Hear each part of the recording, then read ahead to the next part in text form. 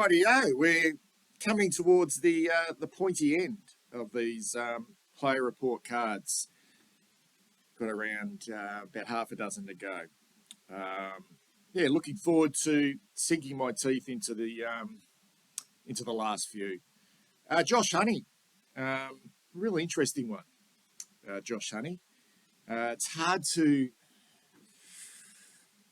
real hard one to get a read on at the moment. And I think if you really slice and dice it, a 1 year deal that he was given when the season finished, I think that pretty much sums it up. There's a chance he's got a lifeline. He's got to make some real big strides next year. I mean, you don't have to be Einstein to work that out, but he's going to have a super year and make, I don't know, a real significant jump. And personally, I can't see that happening. I just think there's far too many competitions for spots and too many blokes in front of him. Wish him all the best and hope it works out for him. No doubt suffered from an injury-interrupted pre-season, never quite got his body right. He didn't do a lot in the pre-season as such. He had a knee concern, which he took into the start of the year and didn't really come in till late. So maybe the club have taken that into consideration. I'm sure they have, to give him another opportunity to show his worth. 21 years of age, 11 games, just 5 games this year, including 5 in the VFL. Didn't qualify for the VFL. One of those 5 games in the seniors was a medical sub, and he was unused. Game span across his 3 years with us. Played 1 in his first year against the Fremantle Dockers. Remember that game? It came out of the blue somewhat. Then went 5 last year. Somewhat impressed in his last few games in 221, and then 5 this year. He's a medium forward. And it's a really hard one to get a read on. Is he a small forward? Can he take a grab? Can he be a bit more damaging in the air? I'm not quite sure. I just have not seen enough of him to make a judgment on that. Contract status 223. I mentioned that 1 year deal that he was given, and that was announced on September the 7th.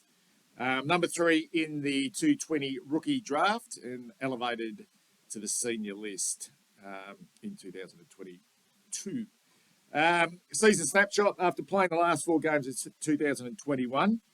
As I mentioned before, he had an injury-interrupted off-season with a knee injury and missed a large chunk of the first half of the season. Finally, coming into the VFL in round 9, played 4 games, then had a really impressive game. I think it might have been against the Geelong VFL team at Icon Park or Princes Park, where he kicked 4 goals. He had been quiet before that, obviously trying to find his way, even at VFL level, looked really rusty. I remember commenting, geez, he'd want to get a wriggle on and start to show something for an opportunity to come in the seniors, given he was out of contract. And he had that big game where he kicked 4 and was really impressive, actually, in that game in the VFL. And he once again put his name up in lights to get an opportunity at senior level. And it wasn't like our smalls and mediums were setting the world on fire. They'd show glimpses. And then we were injuries. Martin, was in and out with injuries. And, we had, Jack Silvani, having to play that sort of second ruckman role. So openings were there. And he came into the seniors in round 15 and played right the way through to 19. So he got a bit of a look at it. Played against Fremantle, St Kilda, West Coast, the Geelong game where he was the sub, and then played his last game against the GWS Giants. He was managed in round 20 v Adelaide, so he wasn't omitted. He was managed, so didn't make the trip to the Adelaide Oval. We didn't see him again. He played one more game in the VFL, and that was in round 22 against the Pies. Didn't qualify for the VFL finals. Statistically, I don't know. It's not something you look at, and certainly don't represent a bloke that you should be having a lot of faith in.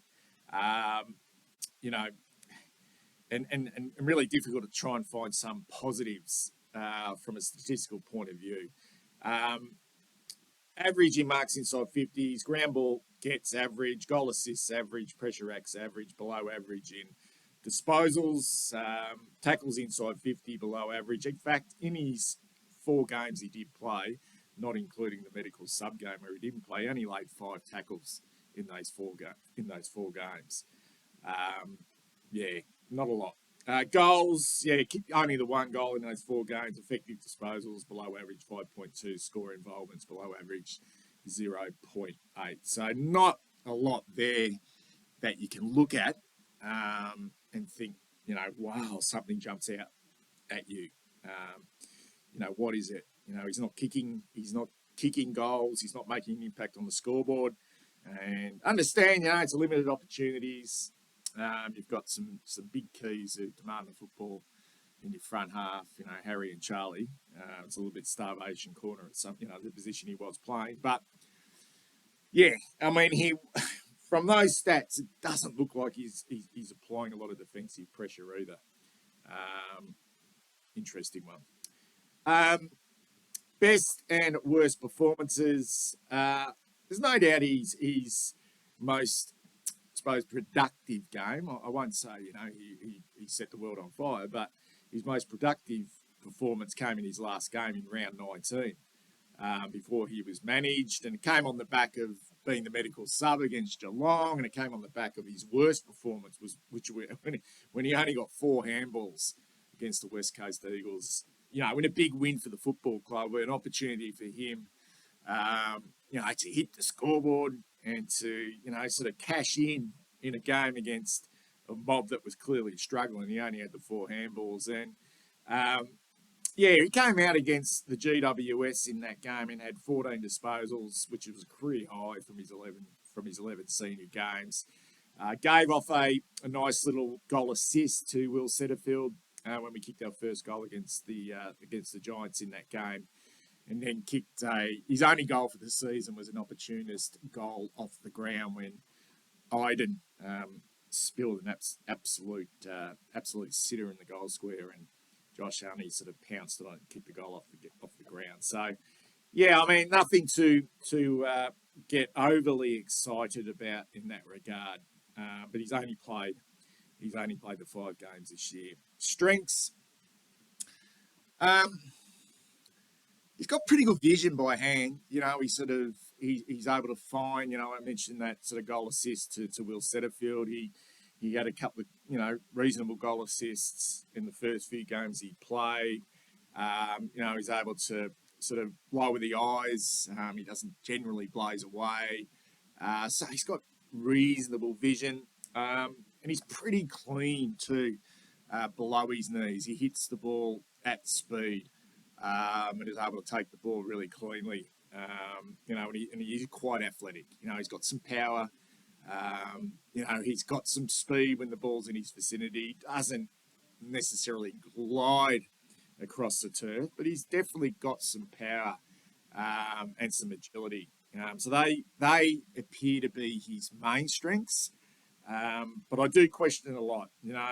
Obviously consistency, being able to remain in a game. It's a difficult position to play. It really is. And when you come in and you haven't had the opportunities and your body's let you down a little bit and you're trying to survive, in a cutthroat environment, and you're not the first picked, it's hard just to come in and make a big impact. But he's the type of player that you just don't notice for such big periods of time. And he might pop up for an occasional sort of eye-catching sort of glimpse. But it's not like he's crunching packs or hitting opponents hard with his tackling. And I thought he was going to be a little bit better in that aspect of the game with the pressure, particularly the tackling. But that hasn't come to the fore at this stage. You know, and I someone who doesn't accumulate the ball and sort of drifts out of games and looks a little bit lost at times. I just question, you look at his athletic capabilities. There's no doubt, he comes from an athletic family.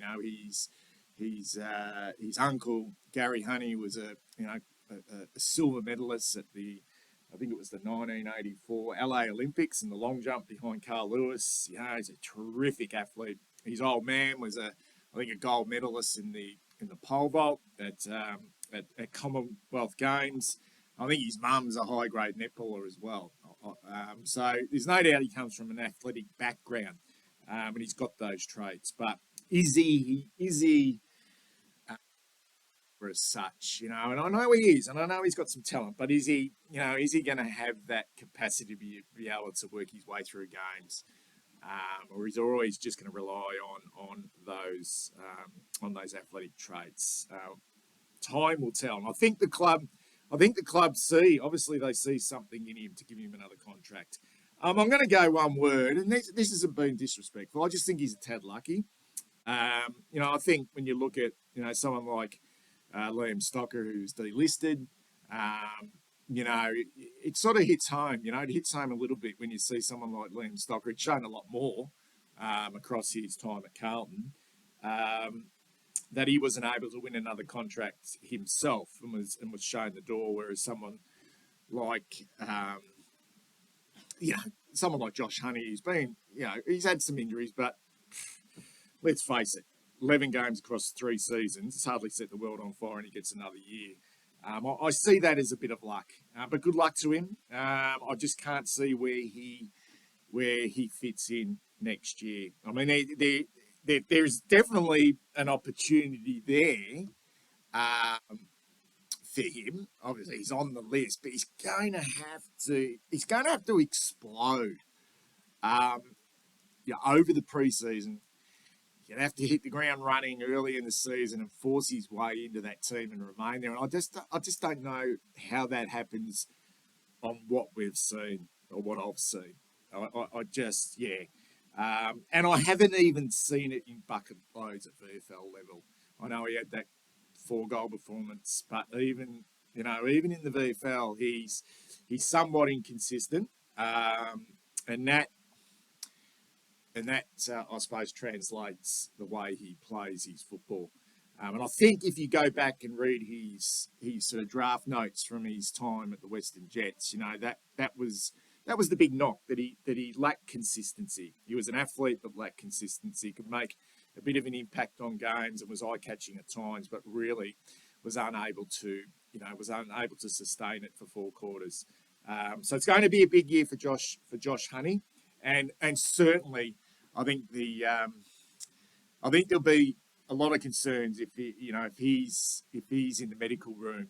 Over the preseason, we're hearing reports that he's suffered setbacks with his knee or whatever that may be. I think that they're the things you don't want to hear. You want to hear that he's flying on the track, because next year it's going to be make or break. If he's playing VFL midway through the season, hasn't cracked it for a senior game, you can almost sort of stamp his papers. I've given him